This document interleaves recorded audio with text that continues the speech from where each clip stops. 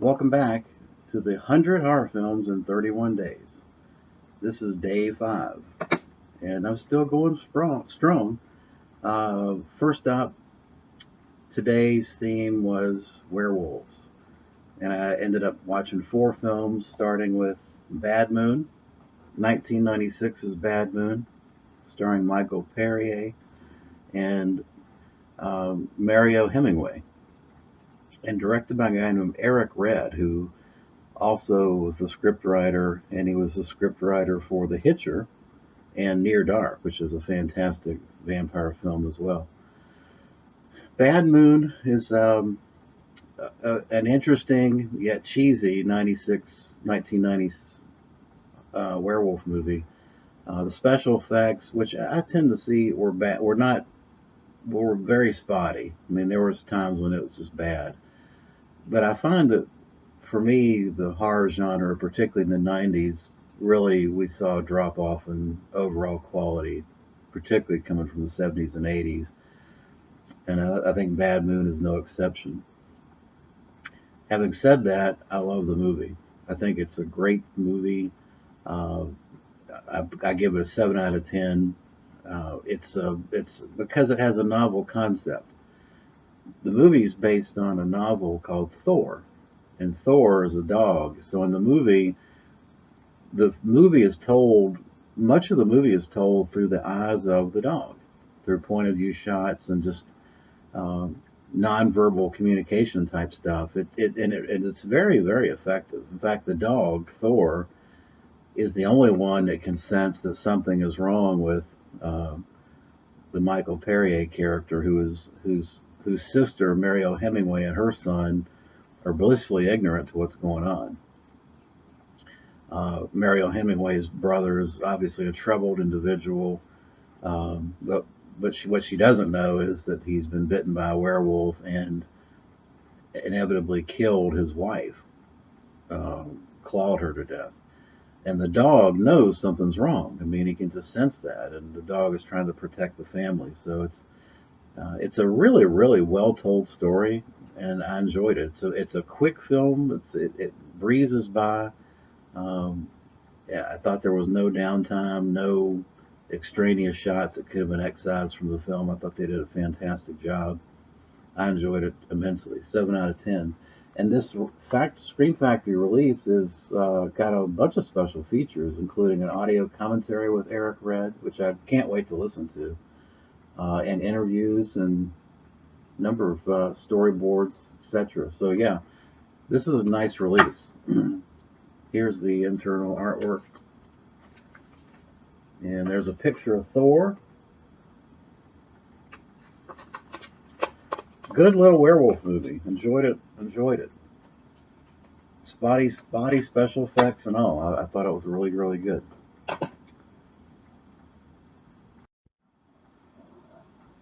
So next up is really a classic film, and that is American Werewolf in London, 1981, directed by John Landis. Budget of 10 million. I think it made well in excess of $50 million. Uh, really, really a fun werewolf film. I hadn't watched this in a long time. David Naughton and his little buddy Griffin, played by Griffin Dunn, are traveling Europe. In this case, they're traveling in London, uh, out just outside of London, North England, actually, to be precise. Uh, Walking around the moors of North England, unknowingly that there's a werewolf out, and seeing the sights, walking in Europe, that kind of thing. David Naughton gets bit, and his buddy Griffin Dunn gets pretty much obliterated, killed completely, and then the movie progresses from there with David Naughton going through all these really ground breaking transformation scenes done by special effects makeup artist Rick Baker. It's a fun film, and I like the ending of it. I like all the special effects. They're a little dated. Obviously, they're going to be dated at this point, but still, I think they're very well done, and it's certainly another different, a slightly different slant on what your typical werewolf transformation looks like. Um, but for me, I think the guy that made the film for me is Griffin Dunne. I liked him. He comes back. Basically, the premise is that if you're killed by a werewolf, the only way that you can have rest and peace, you walk the earth basically almost like a ghost until um, the last of the line of the werewolves is killed. And so he's stuck trying to convince David Naughton to kill himself so he can be at peace. And he's just got this dark humor, this black sense of humor to him that dark humor that I love that kind of stuff. So he kind of makes the film for me. But certainly it's a landmark film, and it was kind of a real departure for John Landis having. John Landis to me has predominantly made his claim to fame in comedy films, but yeah, I thought he did a great. It's a good movie. Did a great job. This release it's a universal release. It's got a lot of making of documentaries, and of course an audio commentary, which all those things I guess I'll check out in November.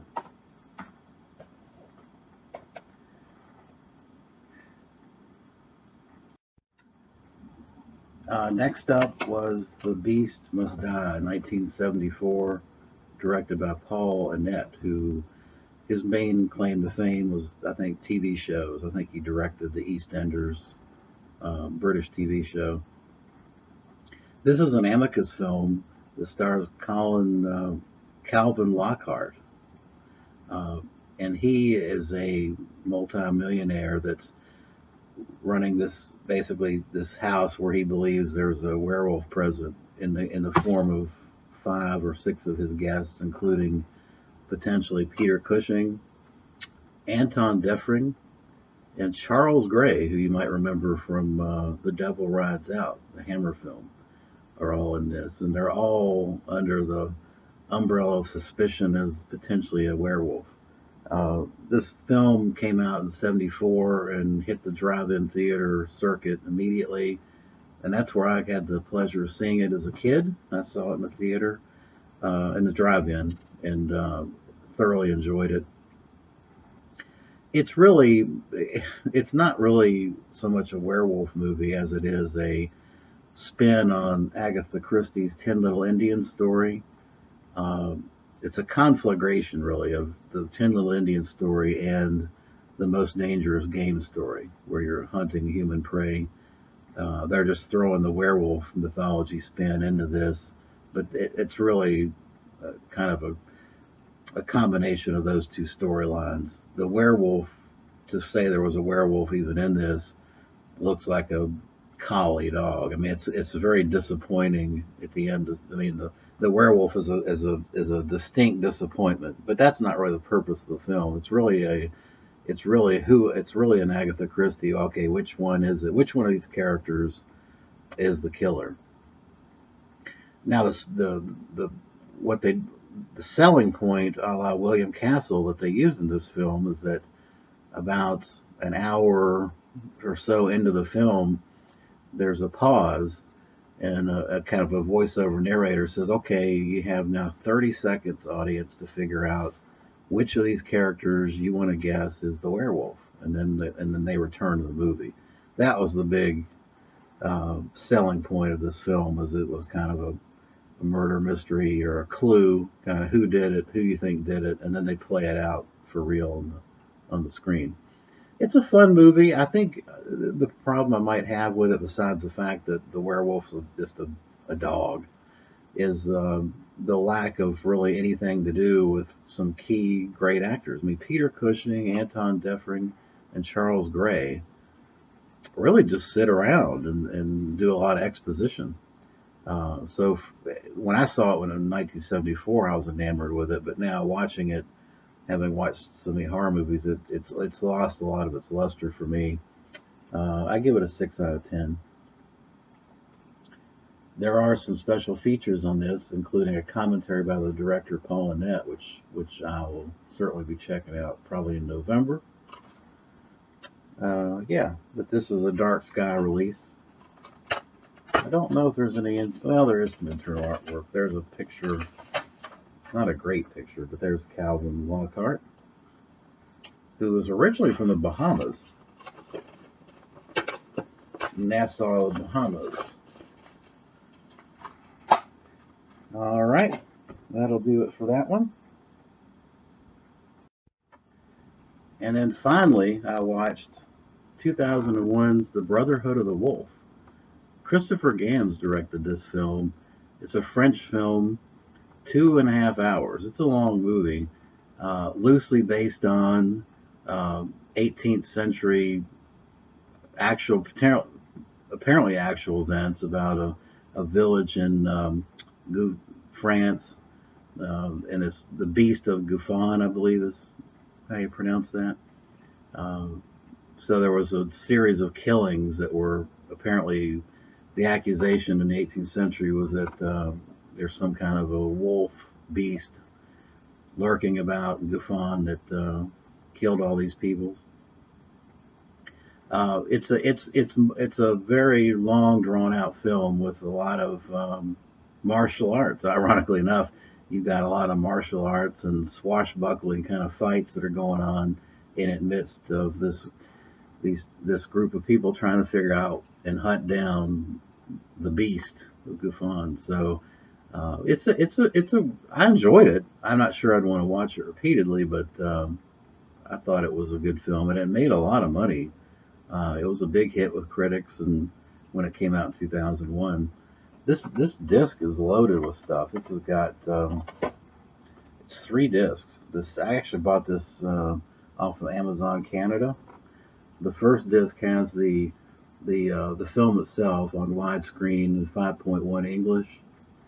It's also got the French and English subtitles and commentaries with the director and actors. And then there's disc 2 is the making of and deleted scenes, and then disc 3 is a documentary. So this thing is loaded. I'll be spending quite a bit of time in November trolling through that. But I enjoyed the film quite a bit. It plays much more like a poor man's Game of Thrones than it does a werewolf movie, quite honestly. But I enjoyed it for what it was. It's just 2.5 hours was a big investment of time. Okay, well, that'll wrap up day 5, and hope you enjoyed it. Thanks for watching.